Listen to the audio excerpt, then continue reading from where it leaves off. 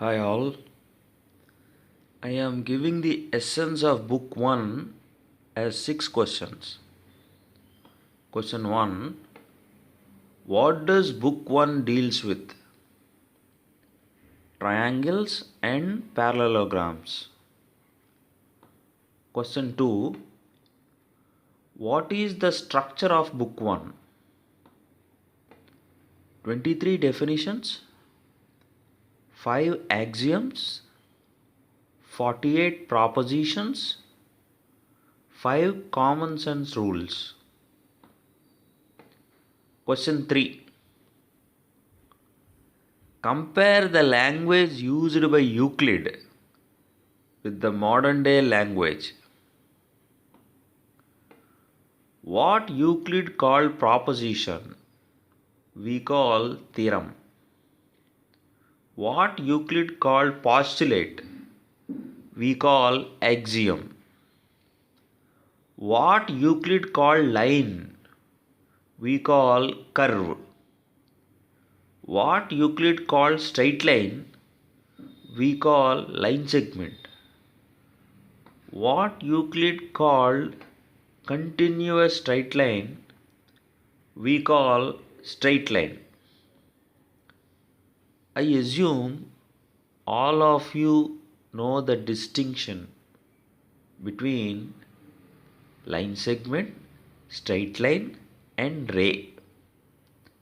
All the three are referred by the same word, line. Question 4. Explain the axioms of Euclid. First axiom says that given any two distinct points, there is a line segment with these 2 points as endpoints.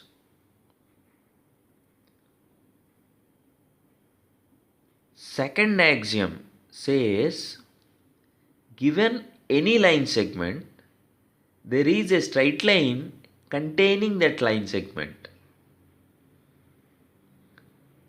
Third axiom says that given any point and line segment, there is a circle with center as given point and radius as the given line segment.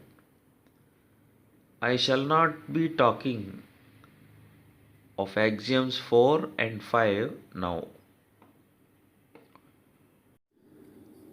Question 5. What are E constructions? Axioms 1 and 2 need an instrument to draw line segments and straight lines. This instrument is unmarked single-edged roller. Axiom 3 implies an instrument to draw circle. The instrument is compass.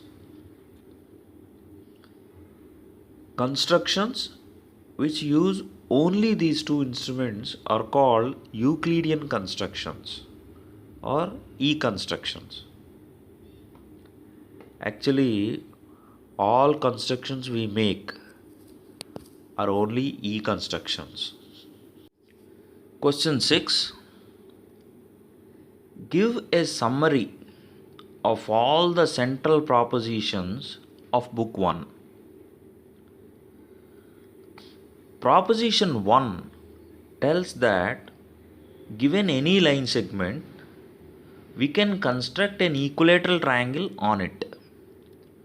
The meanings of the terms triangle and equilateral triangle are provided in the 23 definitions.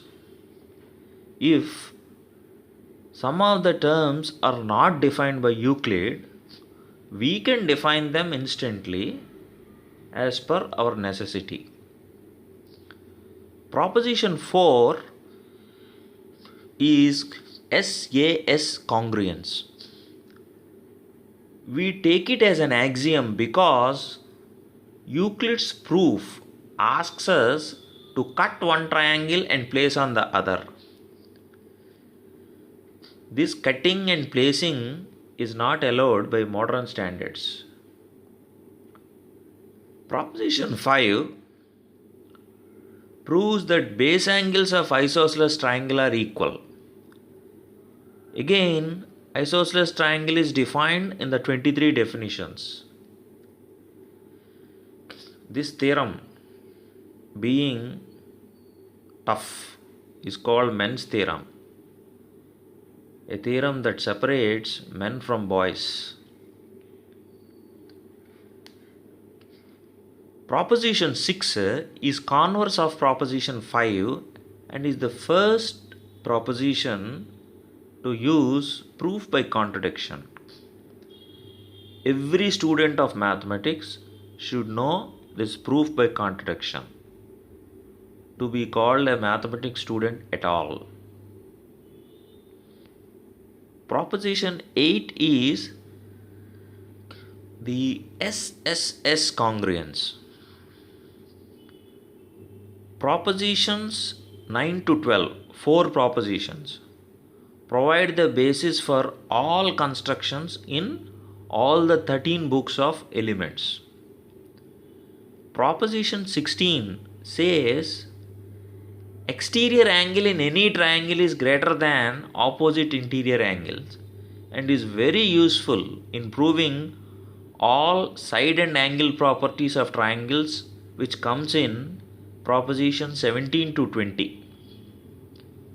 Proposition 26 is the ASA congruence.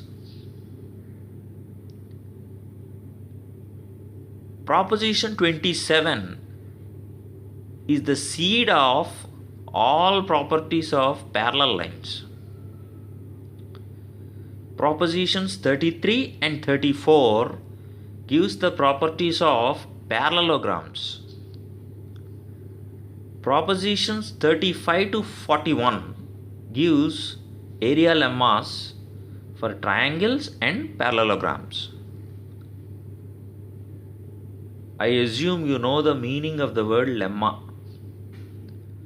Proposition 47 is the Pythagoras theorem, one of the greatest theorems in mathematics. Without Pythagoras theorem, Pythagoras student could not have found irrational length. And imagine mathematics without irrational numbers.